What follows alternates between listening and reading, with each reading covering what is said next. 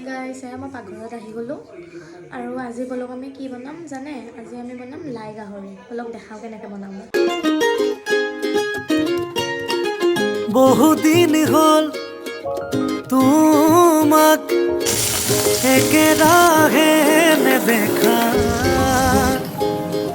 খবৰো নোপোৱা সলালা নেকি তুমি চহৰৰে ঠিকনা।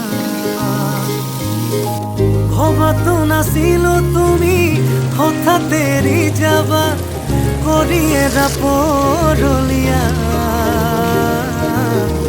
তুমি নহ'লে এই চহৰত